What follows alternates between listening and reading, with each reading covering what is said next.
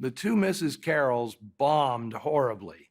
The public had no interest in seeing Humphrey Bogart playing heavies again.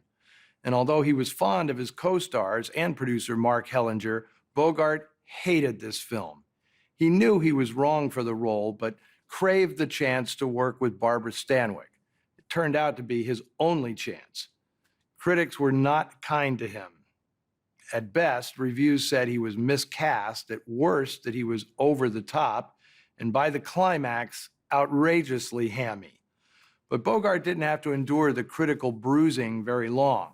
Weeks after The Two Mrs. Carrolls was released, John Huston dragged him off to Mexico to make Treasure of the Sierra Madre, which would earn the actor the best reviews of his career. Although Stanwyck had already made an indelible mark in crime pictures with her performance as Phyllis Dietrichson in Double Indemnity, she was not yet the queen of noir. Remember, she made this picture in 1945, before her exceptional run of 40s noir, which included The Strange Love of Martha Ivers, Sorry Wrong Number, The File on Thelma Jordan, and No Man of Her Own. And producer Mark Hellinger was just about to embark on a run of classics that defined his legacy as one of the great makers of film noir: The Killers, Brute Force, and Naked City, all made before December 21st, 1947, which is when Hellinger died of a heart attack at only 44 years of age.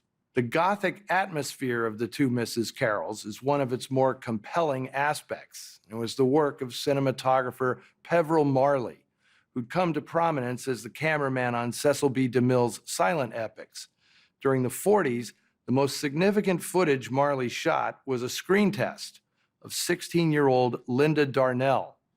It not only brought the actress a contract with 20th Century Fox, it brought her a husband. She married Peveril Marley in 1943, once she turned 20. The painting of Barbara Stanwyck was the work of legendary Hollywood artist John Decker, whom I've spoken of several times on Noir Alley. A brilliant painter, not above putting his talent to use as an art forger, Decker was the hard-drinking and hell-raising founder of the Bundy Drive Boys, a forerunner to the Rat Pack that included John Barrymore, W.C. Fields, Errol Flynn, Thomas Mitchell, and Anthony Quinn. Decker's paintings also appear in Scarlet Street and Brute Force, which would be his last film credit. Decker died in 1947, only 51 years of age. Ann Carter began her acting career when she was 6 years old, playing Veronica Lake's daughter in 1942's I Married a Witch. She was memorable as the dreamy child at the center of Val Lewton's B-movie masterpiece Curse of the Cat People in 1944. In the early 50s, Carter survived polio, after which her interest shifted from acting to education. She made her last film in 1952 and spent the rest of her life as a teacher. She's one of the few cast members who had fond memories of making The Two Mrs. Carrolls, recalling how after she yawned in Bogart's face during a take, he stuck her with the nickname Tonsils.